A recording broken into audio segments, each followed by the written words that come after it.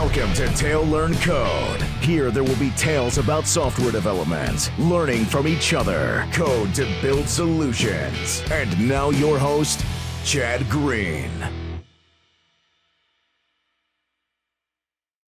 So welcome everyone here on Zoom. Welcome to the folks joining us on Twitch. Welcome to the last Louisville.net meetup for the year.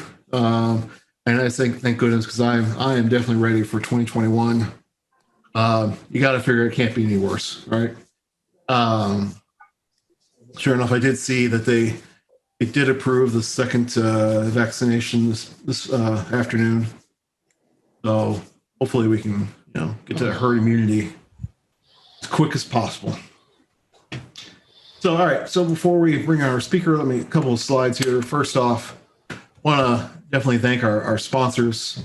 Even in times like this where we move things virtually, it still it takes people to help out and so forth. And and in particular, we'll bring up Modus, and then Terry, you wanted to say a couple things.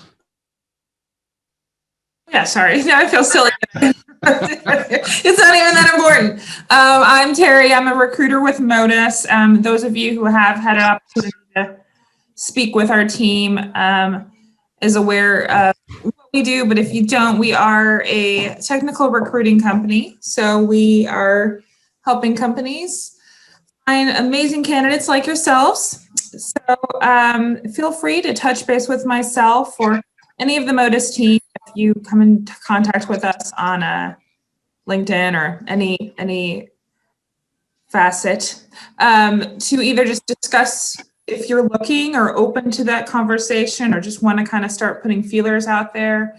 If you want some guidance on resume, or if you are actively in the search. I mean, I have a few roles open right now in .NET, other scopes. There's always a conversation to be had, and just getting that conversation and relationship started is also nice too. So myself and my recruiter colleagues, and then our sales colleagues are all pretty cool. So feel free to touch base with myself or any of us. And eventually I'll be bringing you guys pizza when we're in person. Today, I will not be bringing anyone pizza. Sorry, guys. Awesome. Well, thank you so much. All right. A couple other quick little slides here. Just upcoming meetups, so what we've got coming up for next year. So January is Adam Rook, I believe is his last name. I'm trying to remember exactly what it was, but he's going to be doing, so a little bit different talk for January, kind of getting back to the basics and talking about, how things work. So that should be a really fun talk next month. It'll be January 21st. And then on February 18th, we will have, and I'm drawing a blank his name right now, but he's actually one of the dev evangelists or dev advocates, I should say, for the Microsoft Identity team. And he'll be doing a talk about introduction to identity for developers. So, I think that's going to be a really good talk. Something, I find, honestly, most developers have a hard time with when you come to identity and how to deal with it. And so it'll be nice to see, someone who does this day in, day out, how we should be using such services. All right. Along with that, we do have people joining us from the .NET Virtual User Group. So the .NET Foundation runs this .NET user group. And so, I know we got people come here. It's definitely something to check out.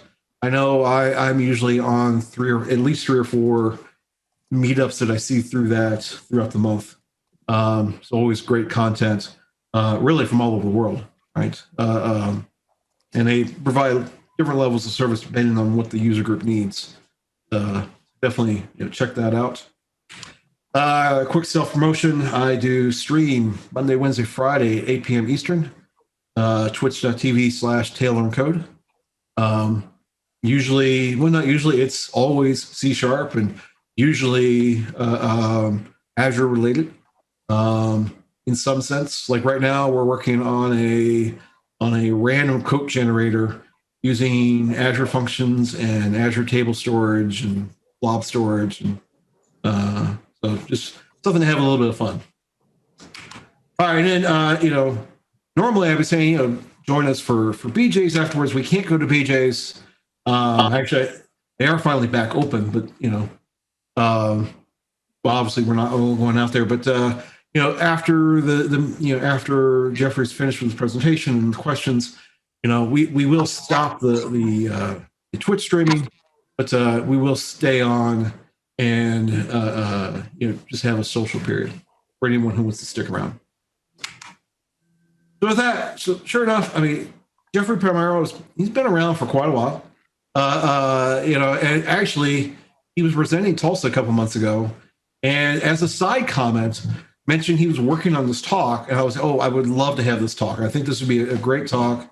Blazor is definitely the hot thing. But I think, we look at the tutorials and see how great it is, but, we do need to understand those patterns, right? And so I think we're in for a really good conversation. With that, Jeffrey, you should be able to share your screen. All right, let me go ahead and do that.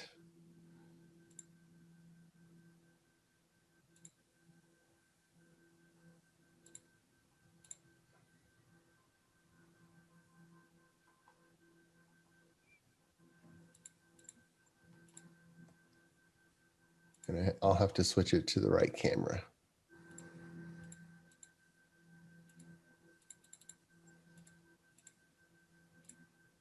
There we go. Should be able to see me and content and such.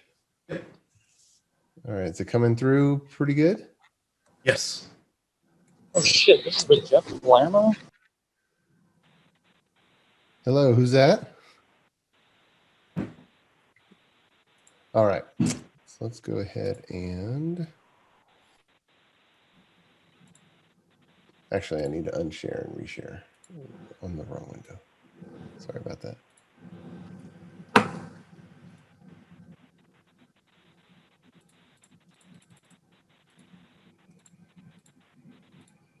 All right.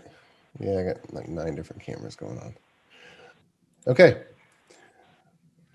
So thank you for having me. I appreciate the time and appreciate the invite. I've given this presentation a number of times now, and starting in going back to April of this year, we had a client that needed a project, and Blazor was just the right choice, and it was a resounding success. And so we plowed through and we learned what things fell into place, what things required some special thinking. And so there's some patterns that arose that I look at, and they just became what I consider essential in the type of application that is made when you use the new Blazor framework. And I understand it's new and everyone's trying to learn it. But I'm excited to share these because my way of thinking is always to provide guidance where I think it is guidance where you should just do it this way most of the time, and then deviate when you have a specific scenario where you know why it won't work and why you're doing something else. And so I really like to come to these patterns where it really simplifies our thought process, and we just do it this way unless we have a specific reason. And so I'll be sharing the things that we've learned throughout the year on the Blazor applications that we've helped our clients develop. And a little about myself. I started programming in 1997 on the second version of active server pages on NT Server 3.5, IIS 2.0 at the time. And I've been fortunate enough to develop on almost every Microsoft technology from then until now, and have that span. And Microsoft has been really, really good about tooling along the way. Sure, you have the language, sure, you have the framework, but then there's the tooling and the integration. And so I've been really happy with it. In the fall of last year, I wrote my 4th book, .NET DevOps for Azure. And while this topic is not about that, although I will talk about some DevOps patterns for Blazor specifically, we have anywhere I speak, I offer. If anyone's interested, I have a deal with the publisher. I can, if you would like a electronic copy of the book, just send me an email, and my email is at the end. Just send me an email, and I'd be happy to send you an electronic copy of the book. And if you have any coworkers or whatnot, feel free to extend them that invite, because you don't write books to actually make a living in the technology space. You make books just to help people.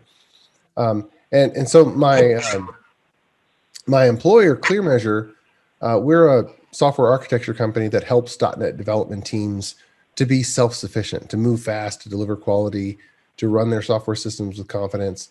And so they can do more in-house and have to outsource less. So that's what we do. We love coming alongside .NET teams and helping them be world-class. So we're going to go through 6 different themes here with Blazor. We're going to just talk about the architectural differences from other .NET applications.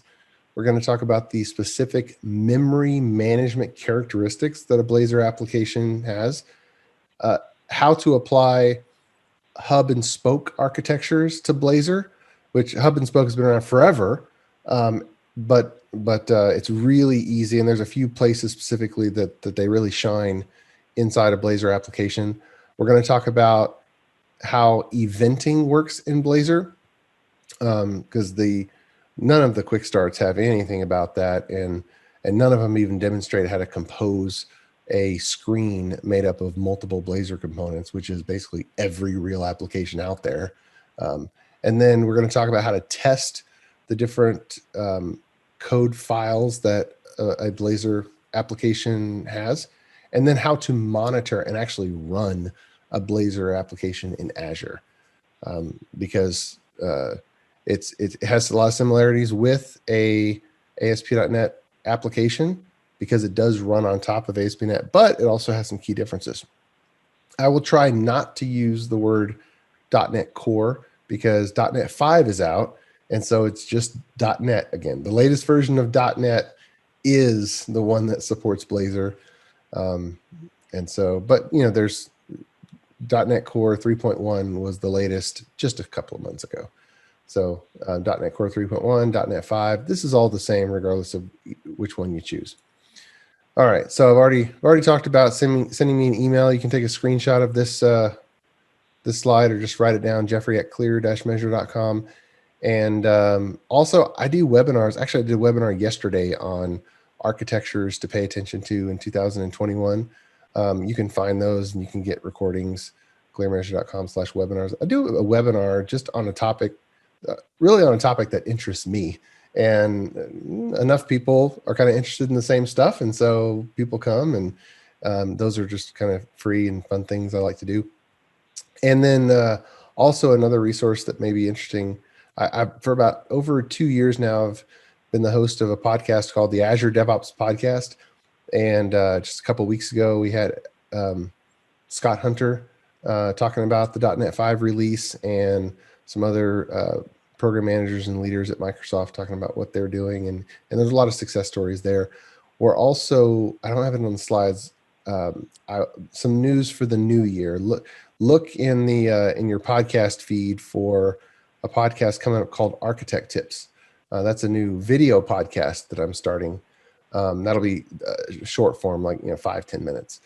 But you can search for Architect Tips, and that'll be a new podcast coming out. And actually, there's a few tips already recorded related to Blazor, so you might be interested in that. All right, so let's get past development environment and into the patterns.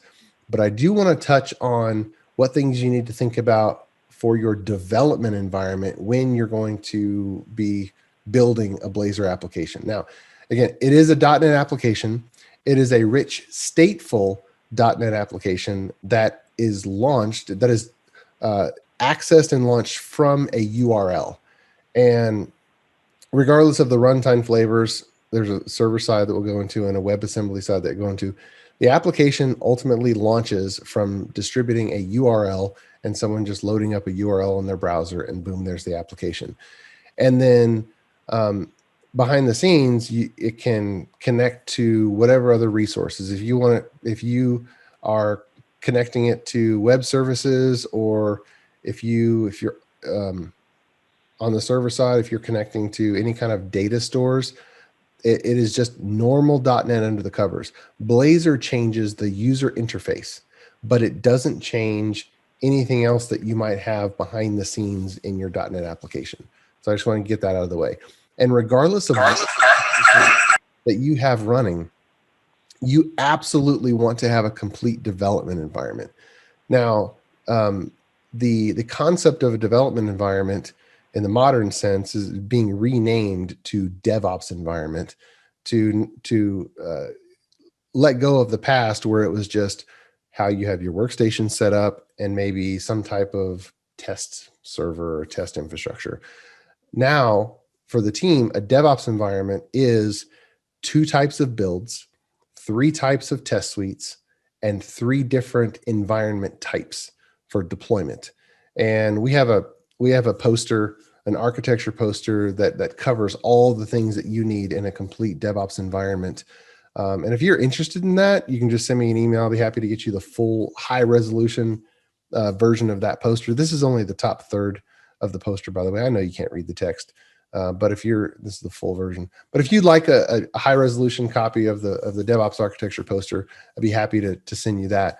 But if you're building your DevOps Blazor application, don't go into it without giving yourself a complete DevOps environment for your team, because you're just going to be creating yet another code tar pit to walk through and try to make progress, but it's going to grab at your heels and you're going to try to take a step forward and it's going to resist because the code is just going to gain atrophy, and you're going to touch one thing and then other seemingly unrelated things in the code base are going to break, and you're going to be frustrated and you're going to wonder why your brand new Blazor application is legacy code in only about 4 months. All right. So these things are important. All right. So let's talk about source code. Your Blazor application is a Visual Studio application, and it can live with other deployed processes if you like, but you only want to have one versioned software application in that one repository. For example, if you have a Blazor application, but you also have some offline job that you're going to run as a Windows service, or you're going to run as an Azure function or a web job, those can live in the same Visual Studio solution. But you don't want to have 2 different applications in the same Visual Studio solution. So from a .NET sense, there is no difference in how you would do source control with branching in a Blazor application and any other .NET application. So that is the same. You don't have to do anything different from a source control management perspective. So that's good. Now, the WebAssembly version of Blazor has really been matured and made more performant in the .NET 5 release. And my prediction is that version is going to end up being the more dominant version because it's more scalable. However, the server-side version, which I'm going to talk about just here, the server-side version is absolutely the fastest from a developer productivity standpoint. So if you're designing an application, you're going to know from the beginning if you have thousands and thousands and thousands of users that are potentially going to use it, or if it's more of a tool type application for a few people in the company, and it's not going to be high scale. And you know this for any application, if you have conversations about how much infrastructure you need, okay, well, now you have to think about scaling. But if that never comes up because it's assumed that it's going to run on one server instance and a really small database or whatnot, because you know it's not high scale, then from an architecture perspective and Blazor, it doesn't matter. Pick whichever one you want. You're going to be fine. And so in that case, you would probably opt for developer productivity and go with the server side one because there's one fewer layer. Now, what Blazor is doing under the covers is running just a regular ASP.NET process in IIS or command line, whichever way you have it deployed. And every bit of your user session and all of the processing and every Blazor component is running on that server. And then when someone loads it in the browser, a blazor.js JavaScript file is going to load, and then that is going to wire up a WebSocket back to the server, and then you are going to be constantly streaming changes, and the JavaScript client is going to be changing the DOM as you do things on the server side. So you are really, and this is not a quick start level talk. I'm assuming that all of you at least looked at some quick start. You're going to write every bit of your code in C#, and you're going to lay out the screen structure with HTML and CSS, but every bit of behavior is C#. And all of that behavior is going to run in the browser like magic, because what happens under the covers is your browser is going to maintain a persistently connected WebSocket back to the server. And what that does is it allows the server to be able to push information to the browser, which has a constant live connection. And we'll talk a little bit later about how Blazor compensates for if that connection gets disrupted, which it does. If you'll pull open the developer tools, F12 developer tools, you can look at the WebSocket connection and the different sizes of the binary messages, which are going back and forth constantly. And so with a Blazor server-side application, because of that architecture, you're going to want to make sure that all of your users have a reasonably fast latency in their internet connection. It's not the raw speed, but it's the latency and the lack of jitter in the network connection that is going to make a difference when they perceive the amount of performance and snappiness. One of the words that I've heard start to be used is, oh, the application is really, really snappy. When scaling up and when periods of high use, if the environment's not scaled up enough, then server response time will start to switch and get a little bit slower. And because all of these small messages are going back and forth, there's a lot of requests to the server, but those requests are really, really small. And there's a lot of messages going back and forth, but they're all really, really small. So from a bandwidth perspective, it's very little bandwidth. However, you need low latency and low network jitter. And so we found that we can test that by using some of the networking tools in Google Chrome to scale down the network connection and force it to be slower, just so we can kind of try to see what the experience would be like for people on a poor connection. Okay, if you look inside those binary messages, you'll see some things that start to look familiar, like you can see on this slide, on render completed. If you look over here, however, the latest Canary version, or the beta version of the Edge browser developer tools, Microsoft is working on some visualizers for Blazor messages that go back and forth that can take the binary format and visualize them back into text, so that we can have a better tool to sniff the wire and see the actual data that's going back and forth over the wire. So you can download the latest. Oh, sorry about that. Phone call. Let me turn that off.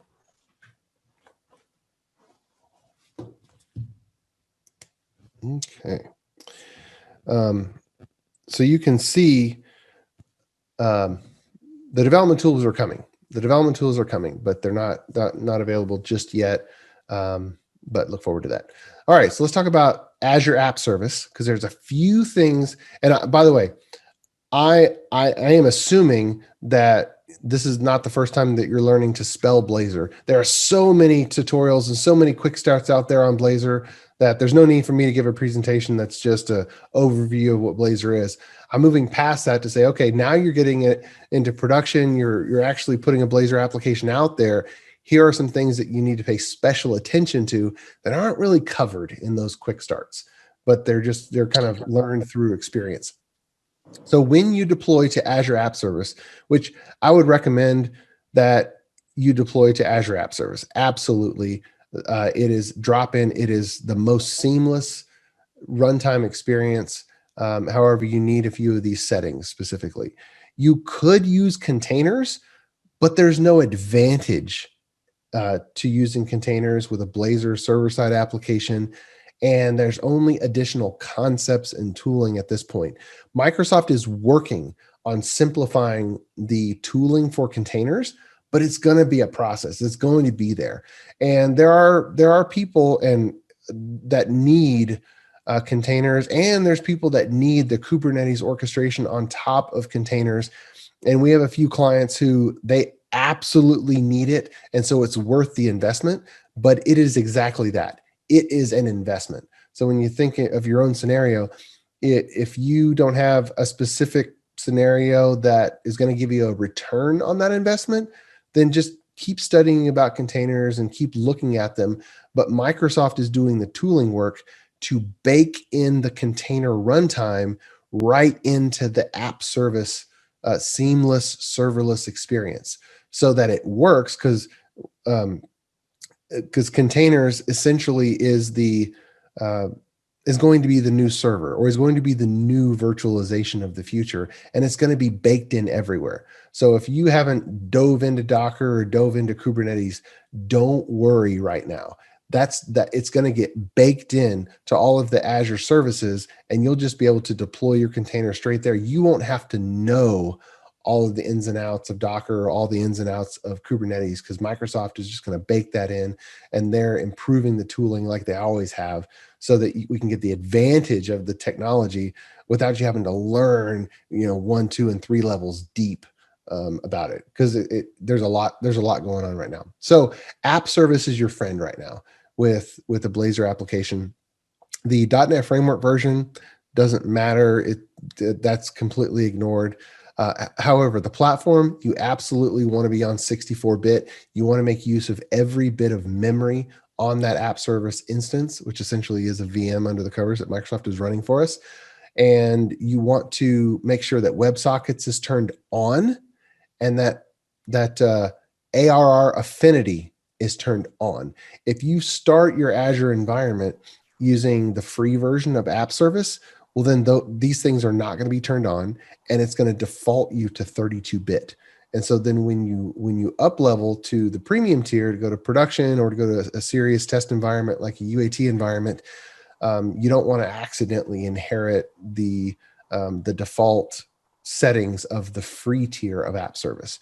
WebSockets, if you don't have WebSockets turned on, then Blazor server side is going to try to create a WebSockets connection. It's not going to be able to, and then it's going to fall back because it uses SignalR as its middleware to go to connect to a WebSocket.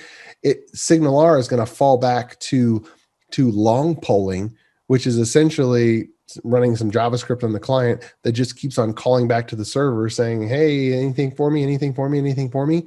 And that's just totally wasted computing power. So turn on the WebSockets, and that way the SignalR that's under the covers will be able to connect. Also, ARR affinity essentially means that once a client is connected through the load balancer to one of the app service instances, I'm assuming that with any production environment for anything but just internal small applications, you're going to set it up so you have at least 2 instances, and so that the application is compatible with as many app service instances as you want to scale up to. You want to turn ARR affinity on, otherwise you're going to get session hopping. And because Blazor's server side, I'll just set WebAssembly aside just for a second. Because Blazor server side does all the processing on the server, it keeps all the state in memory in process on the server that originated the session. So every connection back to it, you want routed through the load balancer back to the same server that is running as one of your app service instances. So that's why you need ARR affinity. And if you don't do that, you're going to run fine when you have one instance, but as soon as you start scaling up and you get 2 and 3 instances, things will start breaking, and because you're being routed to different servers. All right. Now, I talked about source control for Blazor, but Visual Studio Solution Structure, this is an example using the Onion architecture conventions for the structure of a Visual Studio solution, where the core project is, oh, I think we have a mute button. The core project is clean, doesn't have, it's basically .NET standard. It doesn't have any libraries. Every other project just about is interface projects. And you can see UI is the regular user interface. Then we have a second user interface, which is UI.admin. And then we have an interface called data access, interfacing to the data. And so think about that, which when you put together your Visual Studio solution as to what project is going to be the core of the application. And then all the other projects are some type of interface to something, whether it be the interface to the human, the interface to your data store, your interface to PayPal for transactions, if you do that. And then you also have at least 3 types of test suites. And this is not Blazor specific. However, you will have some Blazor specific unit tests and some Blazor specific acceptance tests.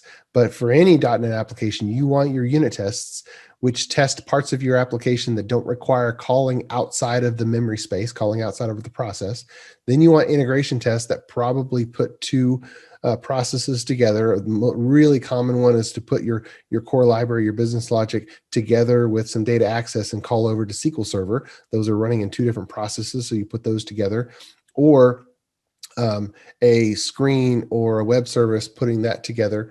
And then acceptance tests, which have to be run against a fully deployed instance of your application. And those typically in a website use Selenium to open up a browser, navigate to a URL, type in a text box, hit a button. It's a robot that drives the browser to do an actual test that a human would do, and everything is in scope there. All right, let's talk about memory management. So in Blazor, it layers on top of the inversion of control container that has been baked into .NET ASP.NET Core for a while. And so it's the same container, the same services collection. And there are 3 different scopes in there, 3 life cycles, as Structure Map calls them life cycle, and then they've become to be called scopes. You have singleton, which is one, no matter how many times you ask for it, it's 1 instance per the life of the application, the life of how long it's resident in memory. Then you have what is called scoped, which is the life of a single ASP.NET web request. And no matter how many times a particular type is asked for in the scope of a web request, you get the same instance. And then transient, which every time you ask for a type, you get a newly instantiated instance of that class. Now, for Blazor, scoped is very problematic, and there are libraries that give the guidance to register some types as scoped because they work well that way with an ASP.NET Core MVC application. But with Blazor, there is 1 web request, and it can last a long time. If a user connects their browser and pulls up the application and then leaves it open for overnight, 24 hours, guess what? That web request, it doesn't end. It stays open because we're connecting to a web socket, and that persistent connection is there. So the web request never ends. So with a Blazor server-side application, scoped does not behave in the way that you would think when using scoped with ASP.NET Core, okay? Because there is 1 web request in Blazor. Now, there's going to be plenty of web requests because anytime your screen references an image Well, the browser is going to make another web request to get that image, but those are static files, and it's going to ask for CSS. We're talking about the web request that causes memory to be allocated in a .NET app domain. And that's old language as well, because .NET 5 no longer has the concept of an app domain. It's just the .NET 5 process. App domains aren't even there anymore, but it's the memory space of .NET. Now, if the browser disconnects, then the framework has built-in logic for deciding when to clean up the memory. Because if we're going to instantiate some objects for a particular user session and it goes away, then the server doesn't clean up and throw the state away immediately. If it did, then anytime you had some network jitter or just a little blip with your WebSocket, then your session would be thrown away and the application wouldn't know what screen you were on and would bump you out and you would reload from scratch. So they've baked in a default 3-minute timeout, where as long as your client, as long as your browser, that Blazor.js JavaScript client is trying to reconnect, as long as it can reconnect within 3 minutes, then it's going to reconnect to the same server-side session that you have and link up all the memory that you have. You can, with environment variables and with configuration, you can change the default timeout if you want. There was a bug up to .NET Core 3.1.7 where the abandoned sessions didn't work quite right, and there was a memory leak. That got fixed in 3.1.8 and is still fixed with .NET 5 and above and .NET 5.1. So you don't have to worry about that anymore. But we have found it very advantageous to keep track of how many connected sessions that you have and make sure to flow that to application insights. Okay. And again, I'm talking about only Blazor server side right now. If you're running Blazor WebAssembly, then the server side is just web services, and it operates like any other ASP.NET Core web services application would, because all of the statefulness and all of the memory that's being used is actually inside your browser. Okay, so let's talk a little bit about Blazor server-side state management. Again, I'll talk about WebAssembly. There's so much here for server-side. One of the common dependencies we have is Entity Framework's DB context. And it's a common convention just to inherit a class from DB context. And a lot of people tend to just call it data context because they just want their own class and have it there. So the helper in the top left, add DB context, is the same as services.add scoped data context, which is not what you want to do. And so Microsoft has put out, now they haven't really shouted it from the rooftops, but they have put out some revised guidance about using Entity Framework with Blazor server side, because if you use it the same way that you use it with regular ASP.NET Core, then you're going to end up having memory leaks and poor performance because it's keeping around the same DB context for the entire life of the session, regardless of how many screens and clicks the user goes about, because the request doesn't end. And so there's new guidance. You can go to the GitHub page, and they provided you an example using what they call a DB context factory with the services collection, so that anytime we ask for a new data context, we get a new instance. So their guidance for, and we've proven this out, the guidance is for every usage of the DB context, for every class that needs to use the DB context, effectively use it as transient. You get a new one every time. However, they recommend using a DB context factory so that you can control the cases where you want to have one business transaction or two classes kind of share the same DB context, because sometimes that happens. All right. So let's keep going. There's a lot of material here to cover. Let's talk about the hub and spoke pattern and where it fits in with Blazor. The hub and spoke family of architecture has been around for a long time, and the imagery of a wagon wheel is appropriate. You have the hub in the middle and you have spokes all around. And every framework that you use is kind of based on this. The overall structure is hub and spoke. A request comes in to IIS, even if IIS is running in Azure, and that's the hub. And it's an HTTP request, it's text, and the web server is going to say, let me look at some stuff and let me figure out if this is a request for a JPEG file, if this is a request for a TXT file, or if this is a request that I don't even know what it is. So I'm going to forward it on to ASP.NET. And then if it gets to ASP.NET, and so if it was a static file, it would get routed. And, if it was an old CGI application or Cold Fusion or any of those others, those would be spokes. So now IIS says, it needs to go to .NET. That's a spoke. Comes into .NET, comes into the hub of .NET. And then you have these HTTP handlers that where there could be multiple spokes, multiple handlers. Well, one of them is the .NET Core MVC handler. And so it goes down that spoke, which ends up in yet another hub where it says, well, I have the URL. Which route is it? And there's all kinds of spokes, one for each route. And we need to examine a little bit of the request coming in and then determine which route to send it down, which is a spoke, okay, which is going to end up in a number of controllers. And so on and on.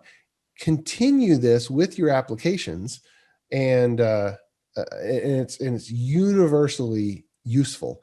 And so how that manifests itself in a Blazor app is right there in your Blazor component. So the code that you see on the screen is essentially code that could be in a method inside of a Razor component.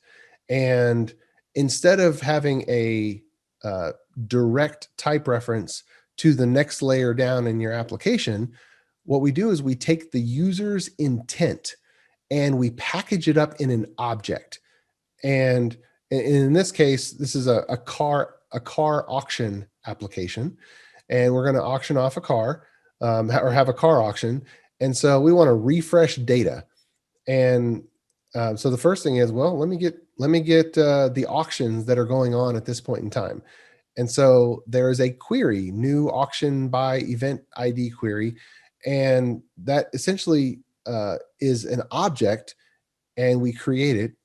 It is a query object, and we send it to a bus. Now, the bus pattern is a more specific type of hub and spoke, where lots of classes, lots of types can get on the bus, and then you send an object down the bus. It's the same theme. It is a type of hub and spoke architectural pattern. And so that is universally applicable in Blazor, so that you have essentially one conduit of interaction between your Blazor components and the rest of your application. Instead of having every Blazor component have direct coupled references to other service types and repository classes throughout the application. And so this helps a lot with decoupling, and it helps with testability of the user interface. And on the right-hand side, you see a diagram demonstrating that. It's not a topic today, but this type of diagram is created from a Pummel file, a plant UML file, their extension .puml, which is just text, and they are versionable architecture diagrams, and they are stored as text. And there's a really nice VS Code plugin extension where you can just hit the hotkey and it translates from the text definition of the diagram, and then it just automatically renders the diagram, and boom, you've got versionable architecture diagrams. And that's an aside. And if you don't have a good diagramming system for your application or for your team, then that might be something to look at. All right. So my contention is that every Blazor application needs a application bus. Now, I want to switch gears and talk about commands versus events. So about 10 years ago, there was a lot of industry discussion about CQRS, which was a pattern of defining commands and queries and segregating them from responses. That's what it stands for: command, query, response segregation. And effectively what it is making objects out of everything, and is fully making sure that all of the business logic in your application is object oriented instead of just structured programming or procedural programming. And we see a lot of applications where we get into a controller or a Blazor component, but from there, it's just methods calling methods, calling methods, calling methods. Now, the methods may be on different classes, but it's still just a method calling a method calling a method. With CQRS, it calls us to translate the user's intent into an actual object and then send it into the application and route it for processing. And that way we can make full use of polymorphism. We can have commands and queries be routed to a single handler, but we can also have events be routed to any handler that needs to listen to that type of event. And in doing so, we unleash the power of event-based architecture without a distributed architecture. We've all heard of queues and messaging between applications, and that's certainly very valuable, but the same things are valuable within a particular application's memory space. And in that case, it's not asynchronous, it's synchronous. It's in memory, synchronous eventing. So all those service bus patterns can be useful inside of an application, and they are very useful inside of a Blazor application to keep the user interface decoupled from the rest of it. Now, just to walk you through it, a command or a query you would send from a Blazor component to a bus, and it would be routed and a response would come back. You would publish an event, and there's no response that would come back, because a command is please do this, or a query is I need this data. Well, an event is saying this happened. There's no way that you can stop an event from already happening because it's already happened. Okay. So all you can do is announce that this has happened. And then the other code that listens for that event chooses to do something about it or not. Now, when you have a bus, you can do some cross-cutting concerns that you can kind of see around logging, and then also broadcasting, which I'll go into.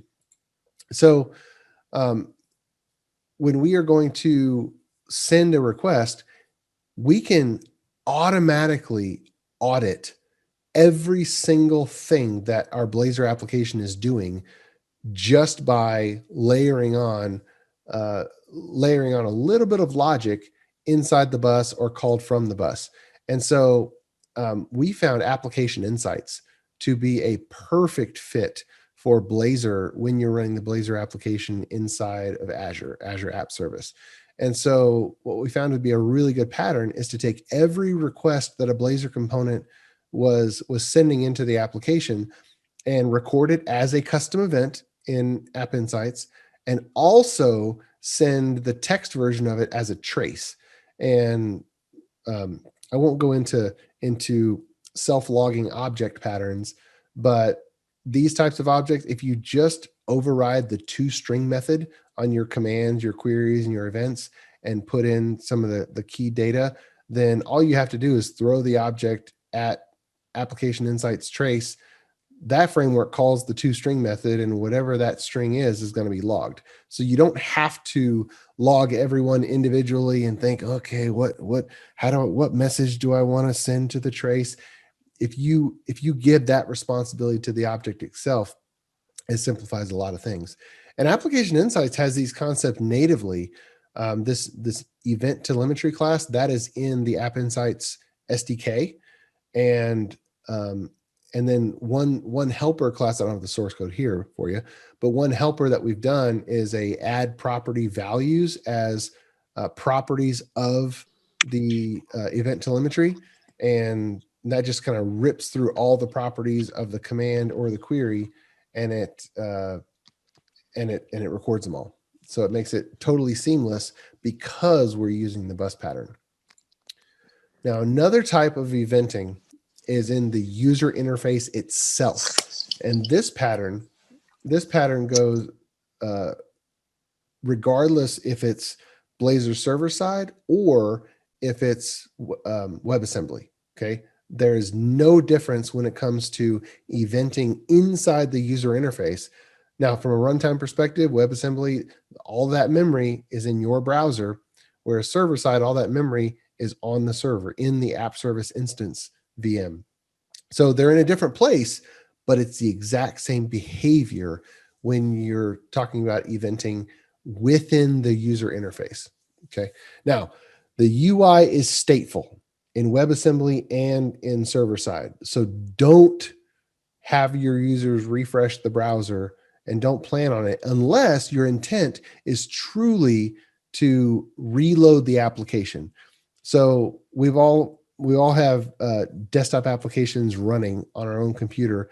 Heck, PowerPoint, Visual Studio, your web browser itself is a desktop application. And so if you were to close it and reload it, then it's going to load up and go to the start screen. And maybe some of them have logic to try to go back or ask, oh, were you doing this last time? And certainly you could bake some of that into your application, but it's up to you to bake it in. If you refresh the browser or if you explicitly navigate to something else, it's going to reload the application and go back to your home screen, whatever you configure that to be. So the thought process that you should have for WebAssembly or for Blazor server side is a group of patterns from desktop applications. And there's a Angular, React, Vue, JavaScript SPA applications are already using some of these patterns, eventing, state management, screen decomposition. But if anyone on your team has done WPF applications or WinForms applications or significant tablet applications, there's a lot of patterns that they applied in those types of applications, but probably not in your ASP.NET page-based applications. So all of those patterns are coming back. And one of those is factoring screens into many components. So you have a screen, maybe you have a left pane, maybe you have a center section, maybe you have a masthead on the top, and on the left-hand side, maybe you click something and whatever you clicked pops open in the middle. Okay. You're not refreshing the page. You're just clicking on something, and then on the right-hand side, something pops in. Now, you don't want to try to represent the entire screen as one Blazor component. You want to factor that screen into as many logical Blazor components as exist. There's no downside. Don't worry about having the screen split up across too many classes. It's actually going to simplify your life by having every logical area of the screen be a different Razor type. And by the way, these Razor files, when you compile, all of that stuff is just compiled down into a C# class and then bundled into a .NET DLL. If you have two Blazor applications and you reference one from the other, and then look at what's referenced in the bin folder, you'll see that every Razor component, even every CS HTML view, all of it's packaged up into a DLL. And so you can reuse and share all this HTML and CSS and all this stuff, because when you compile it, it's packaged up into a .NET assembly. So you want to factor your screens into many components. Don't try to do one component for the whole screen. Now, when you have all of these different components alive in a particular screen, when the user does something interacting with one of them, well, the other components that are alive in the screen need to know about it. The most common is a toolbar. If you have several things that could be selected on a particular screen and you don't have any selected, and you go to a toolbar that maybe has just copy and paste, well, guess what? Whatever logic behind that copy and paste needs to have those items disabled because there's nothing selected. But if you do select an item in the middle of the screen that is a copyable item, well, now when you go to the menu or the toolbar, copy needs to be enabled. So there's some logic there. The component that owns the copy and paste buttons in your menu or your toolbar, it needs a notification when things are selected or not selected. Okay, these are stateful UIs. So, and we don't want to use .NET multicast events. We don't want to have a menu component knowing about the exact type of whatever's in the middle of the screen and attempting to subscribe to .NET events. That will just end up in a spaghetti mess that is unmaintainable, because you don't just have two components where one can reference the other. You have dozens and they're interchangeable, and based on what you're doing, some are going to pop in, some are going to pop out. This is a composed user interface. I mean, these are full desktop applications again.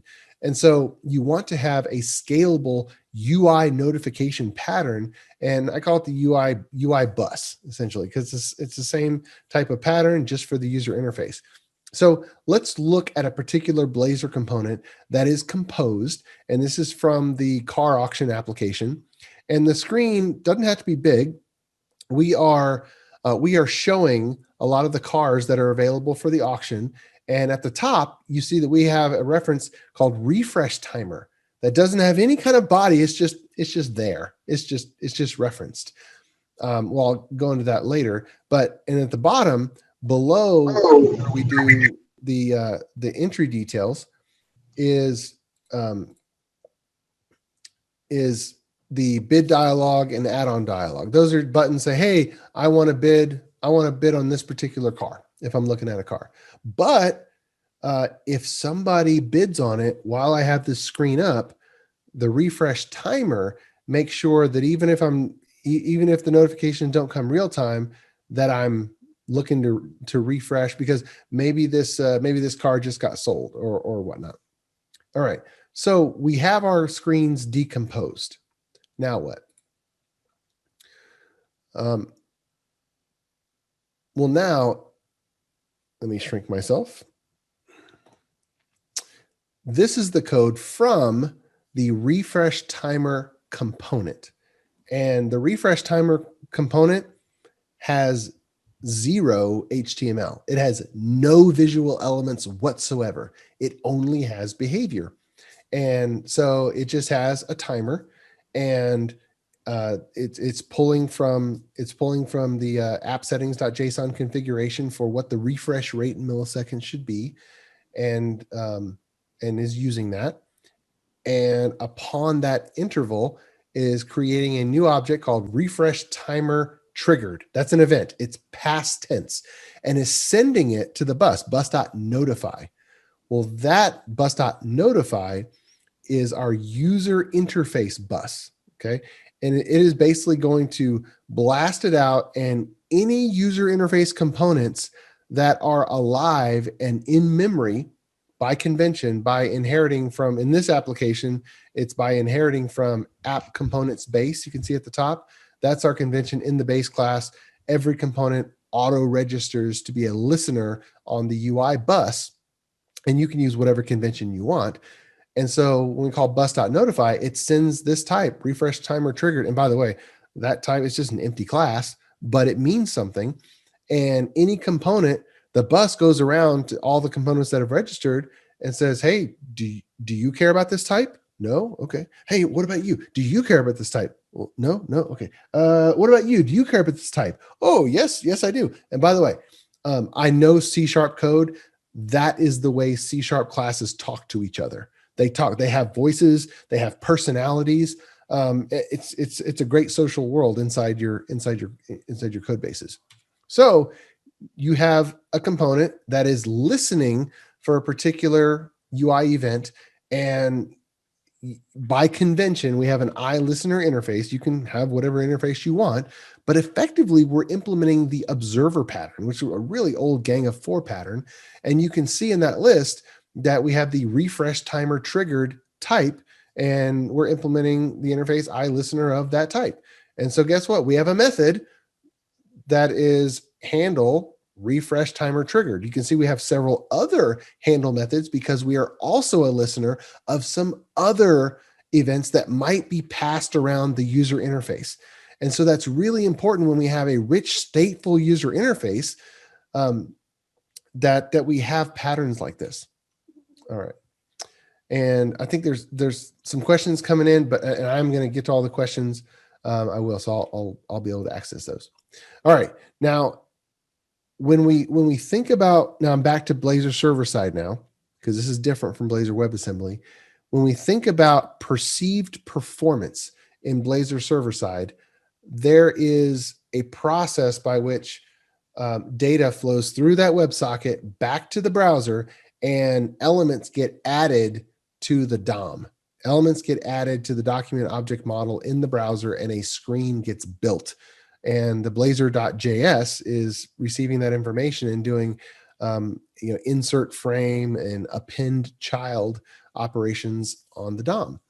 And so if you have a list of things that you're showing, and even 100 things, DOM operations are slow in any browser. They are slow.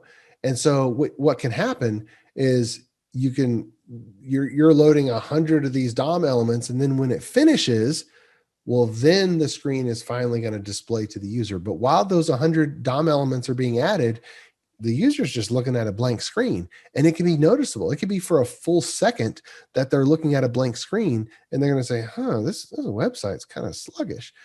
Now, if you use the F12 tools in Chrome, the developer tools, you can go to the performance tab and you can record, and you can see all the different DOM operations, and you can see how long it's taking to draw the page. And you can see in this particular example, we've recorded 1120 milliseconds. That's over 1 second. And it is perceivably slow when you do all these operations. And so there's a data loading hack that you can do in Blazor WebAssembly and Blazor server side that is going to make things come up quicker because you're using the browser DOM. And that is to load collections with only a few elements, then call the state has changed method, which will cause the UI to update, while at the same time, this, by the way, state has changed. That's always an asynchronous operation. Even though there's a line right below it, it'll basically tell the browser, hey, the state has changed. Kind of upload or update your view. We immediately come back and set the collection to be all of the items that we loaded, and then state has changed again. So what'll happen is, if, like, for instance, if 10 of your items, if you have loading 10 squares of cars in this car auction, well, below 10 cars is below the fold anyway, is below where you would have to scroll down to see them. So we take the first 10, get that screen painted with 10 pretty much immediately, imperceivably fast, and the user sees the screen paint almost instantaneously. They don't see that below the fold hasn't loaded yet because they would have to scroll down really fast to see it. And then the rest of the 100 cars get loaded behind the scenes in an asynchronous fashion. And so this is one hack so that you can start loading immediately and not be frustrated by why it's taken so long to load 100 items. Not because, your server is blazingly fast, the database query is blazingly fast, but adding children to a DOM in a browser, they're just not fast. And so we kind of have to work around. And we've tested with Firefox and Edge and Chrome. It's no difference. This type of operation, it just is. All right, so there's a good hack for you. All right, let's talk about broadcasted events, because again, you have rich stateful user interfaces and you have multiple users. So you have, let's say you have 50 people that have your application up and running, and maybe they're coworkers, maybe they work together. But in this example, they're all people who are watching and paying attention to a car auction, and they're looking at a car auction. And this is perfect for the richness of Blazor, because the auctioneer is calling bids and registering bids, and all they have to do is have that screen up and running. They can have their hands behind their head and they see the prices changing on the screen, because with SignalR, whether it's web assembly or server side, because we have that SignalR infrastructure, we have a persistent connection back to the browser, and we're constantly pushing data back and forth. So when there's a new bid, when the auctioneer, with the auctioneer's assistance using software, kind of registers a bid, instantaneously the server pushes it to all the clients. Now, in order to do that, we need to hook in to our hub. There's no need for one Blazor component to have to think about broadcasting to other clients. Again, we're not talking about eventing to the other components of the same screen running in the same instance of the application. Now we're talking about a user doing something, and what they did needs to be broadcasted to all the other users who have the application up and running. Okay. SignalR is great at supporting this, but we want to hook this into an abstraction. And so you can call it whatever you want. iNotification Broadcaster is a great way to do it. And all we're doing is wrapping a custom SignalR hub, and then we're taking classes that inherit from iBroadcastable notification. Guess what? It's an event, but it's a different type of event. It's not a UI event, but it is a user base event. It is a notification that needs to be broadcasted to other people, not broadcasted to other Blazor components inside the same instance of the application. And so we give ourselves that abstraction, then it's really easy for a Blazor component to essentially either know that it needs to broadcast it, or for the handler of a command inside the back end of the application to know that it needs to route it. Now, in some cases, you can hook this up into your bus directly just by having a command object also implement the interface, so that we know that it's an iBroadcastable notification. And so we can do that. Now, let's talk about testing Blazor components. This right here on the screen is pretty much the pattern for testing a Blazor component. This uses the framework bunit, and you can pull that in straight from NuGet. And it's a great testing library that you can use from InUnit, XUnit, whatever test framework you want to use. But it essentially gives us the ability to create an instance of a Blazor component as a referenceable object in our test fixture, and then do the regular test-driven development, arrange, act, assert. And we're going to be using some DOM-related things to find elements. For instance, if I'm going to look at the ID of pound bid button, I'm looking for an element that has the ID of bid button, and I'm going to make sure that it's present by saying, hey, are there any there? And it should be true. And then I'm going to be calling code on the back end, bus.send new update aggregate command. And then I'm going to make sure this basically is a component loads. Then we update the data on the back end, and we want to make sure that the component has logic to automatically show the updated data on the screen immediately. Okay. And this is when a bid, an item becomes blocked from bidding in this car auction, just for context. Now, for full system testing, we don't need to know anything about a Blazor component, because we're going in from the web browser. So if you've done Selenium-based testing for regular page-based applications, then that knowledge and that experience is going to transfer tremendously. And so this is the code. This is an example of a Selenium-based test for a Blazor application.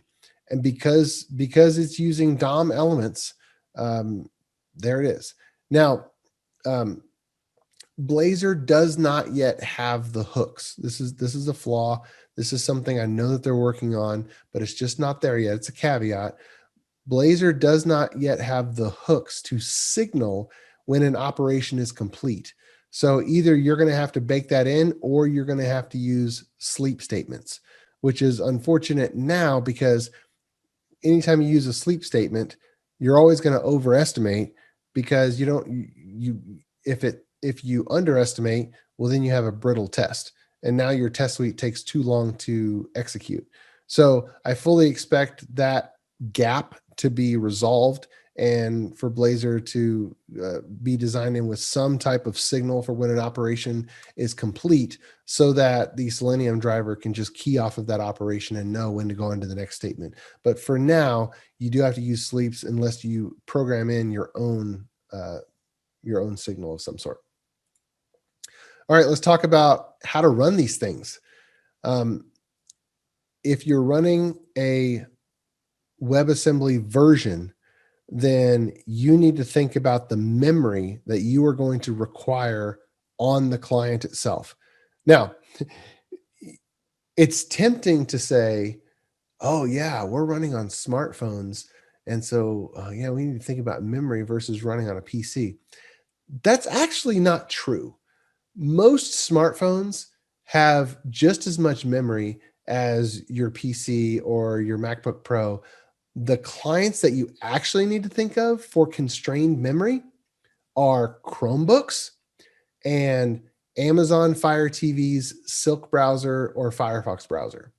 Those are the two that more than likely have your constrained memory, not your smartphone, not your PC. I mean, just look at the specs of the smartphones. They all have tons of memory. It's not an issue.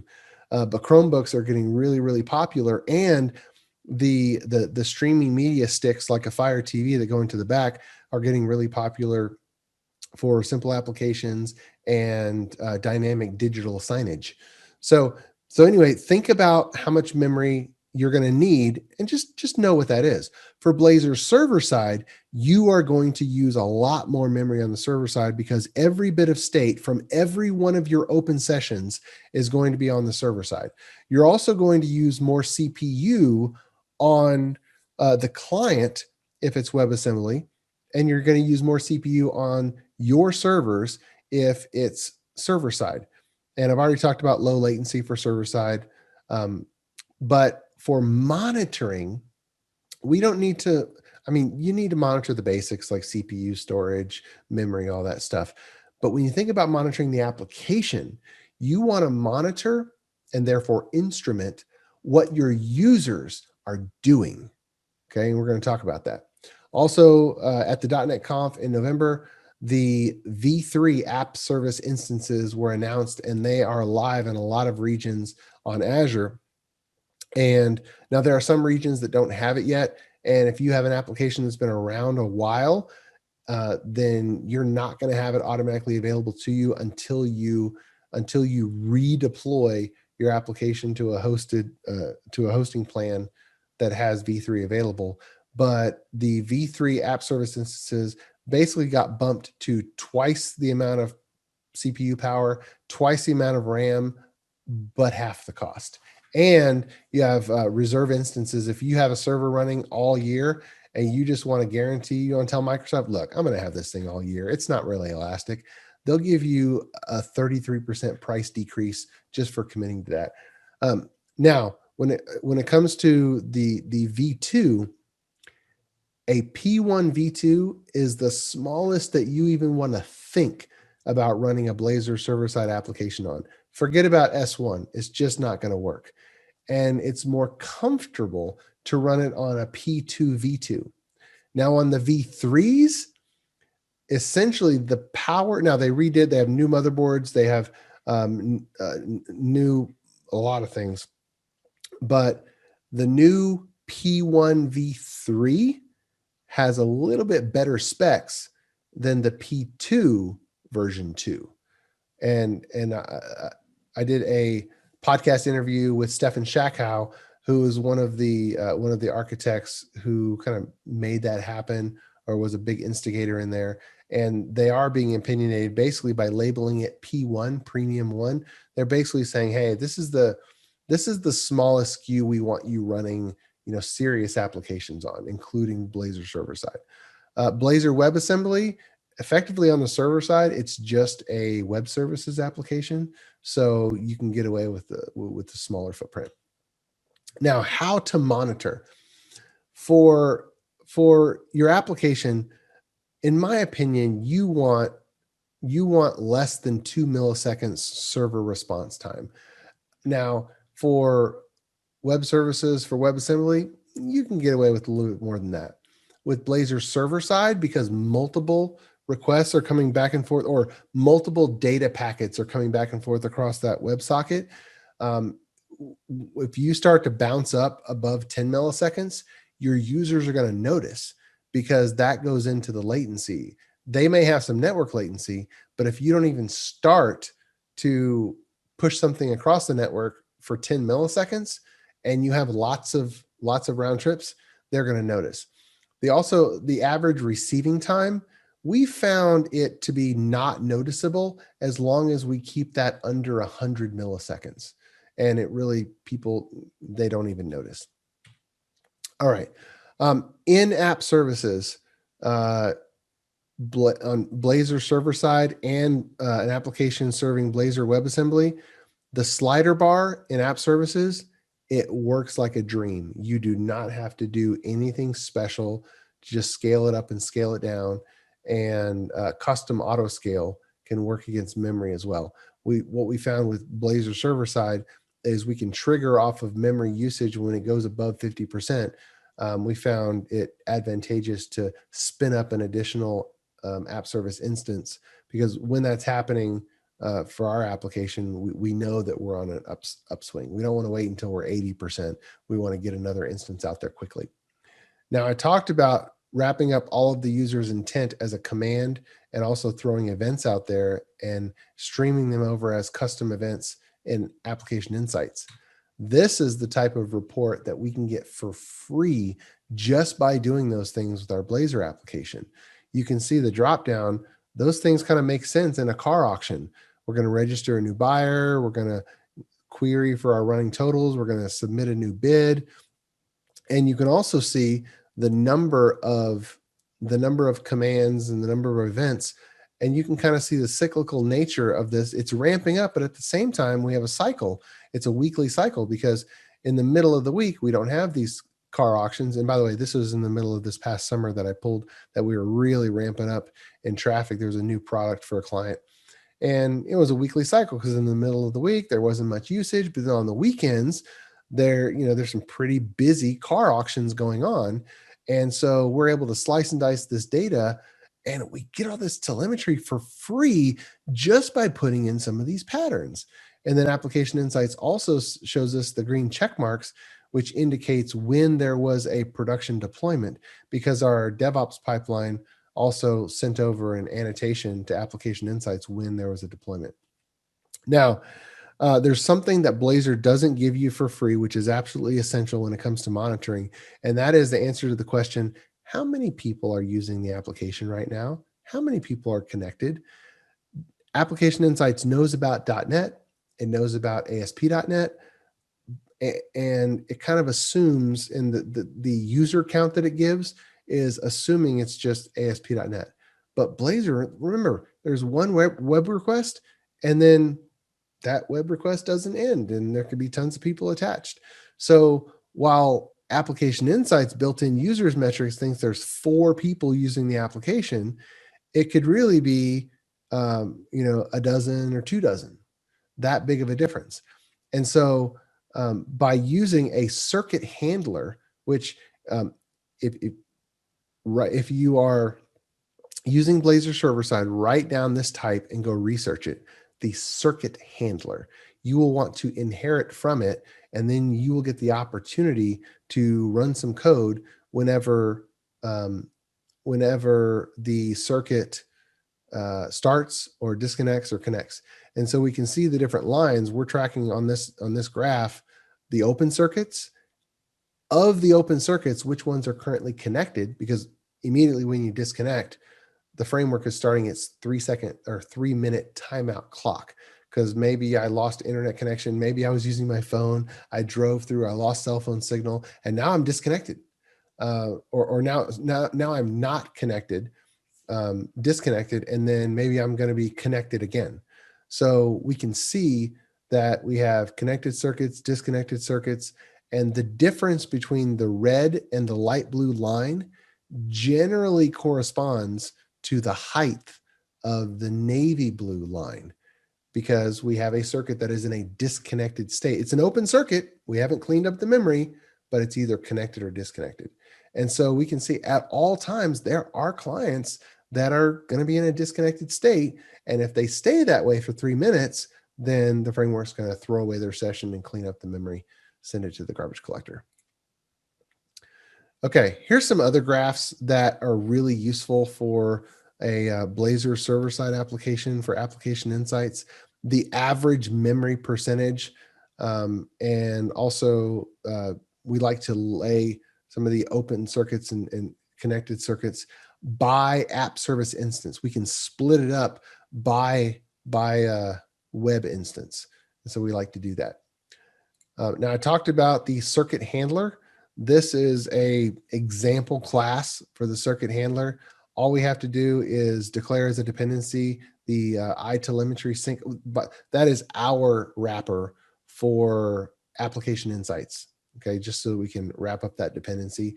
And then we have two methods, on connection up and on connection down. And we can do whatever we want. And in this case, we want to send to application insights a new metric count. All right, so that's an example of how you do it.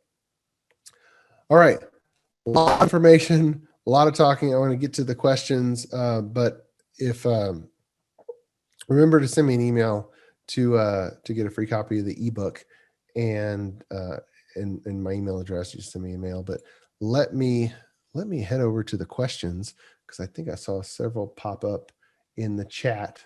So let's go here. All right, we got a lot of people, got a lot of greetings from all over the place. The first question is, all right, from Root Drake. That happened in server side only, right? And I think he was mentioning the bug with the memory cleanup, and that is correct. There is no memory cleanup logic necessary for WebAssembly. It's only for server side because we're just merely connected with a browser, but the server is keeping memory. So they need that logic to automatically clean up disconnected sessions after 3 minutes. Another question from Twitch, Count Oren. What do you think will be different between the bus and using reactive extension? Can one be used over the other? Well, if you're using reactive extension with React and combining it with Blazor, you're going to have to develop your own bridge. There's nothing magical about this particular implementation of a hub and spoke architecture. I'm calling it a bus, and it is just one type of hub and spoke architecture so that we can have communication across different Blazor components and between the Blazor UI and the rest of the application without type coupling. We don't want a Blazor component to know the namespace and the type of maybe a service level class or a data access level class. We want to have one hub type in the application for the user interface layer to communicate with, right? That's it.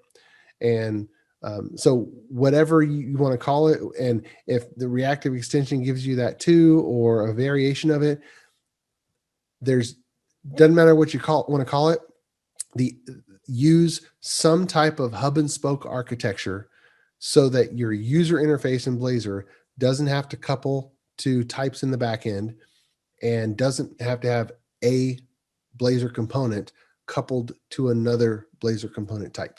Okay. All right. Another question from Count Oren again. Repeat question. Let me keep going down. Do you have any resources or suggestions about developing asynchronous components?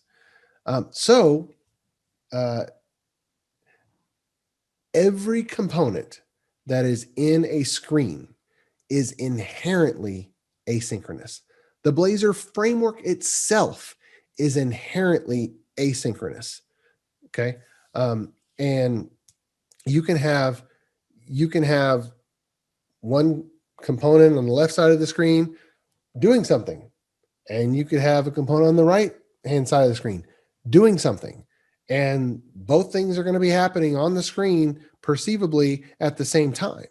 So just by decomposing your components into decomposing your screens into different components, they can all have their own different timing, their own order of operations, and they're not going to have to wait for another component. Now, if you couple two components together and have one component calling a method on another component because it's a parent-child or something, well, yeah, now you're synchronous.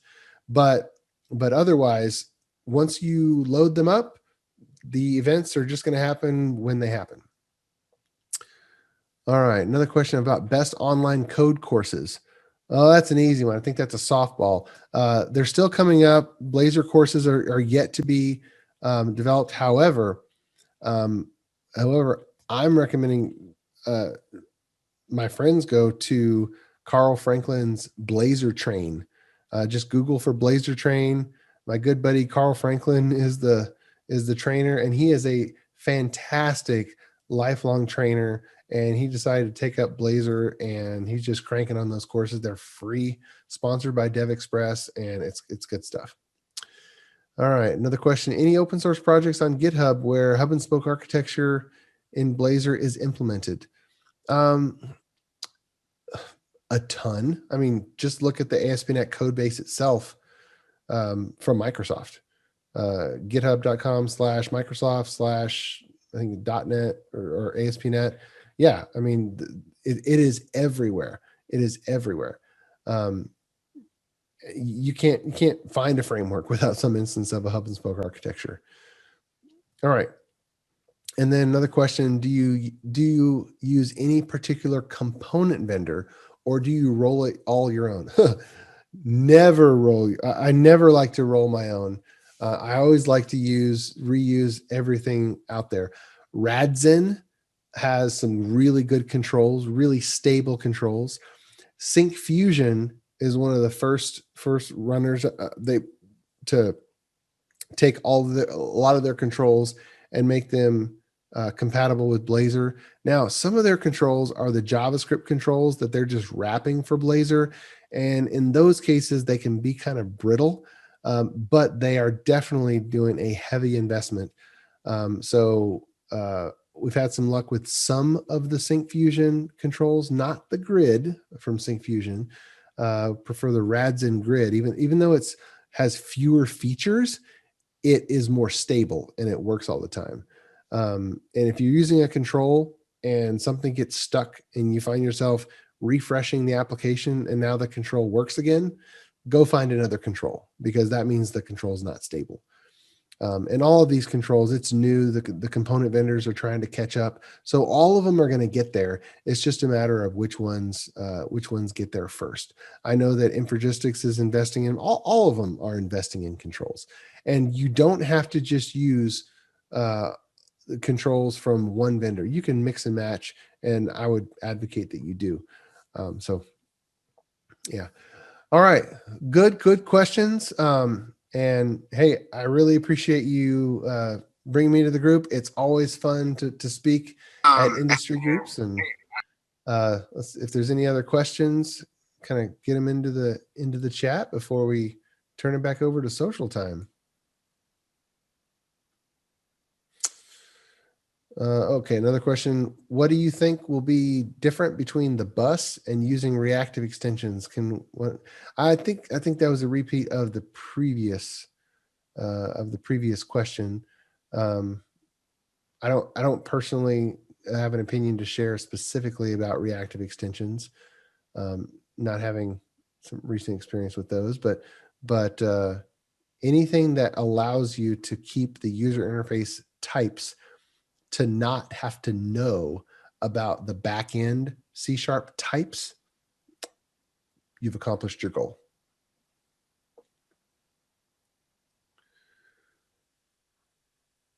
All right. I guess, Chad, back to you, sir.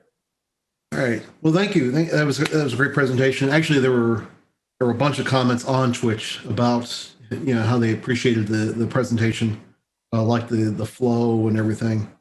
So with that, everyone on Twitch, thank you for joining us. We're going to go ahead and stop the streaming. I do find that actually ends up we get more questions from the Zoom folks once we stop streaming. People get they get Twitch shy. But everyone on Twitch, thank you so much.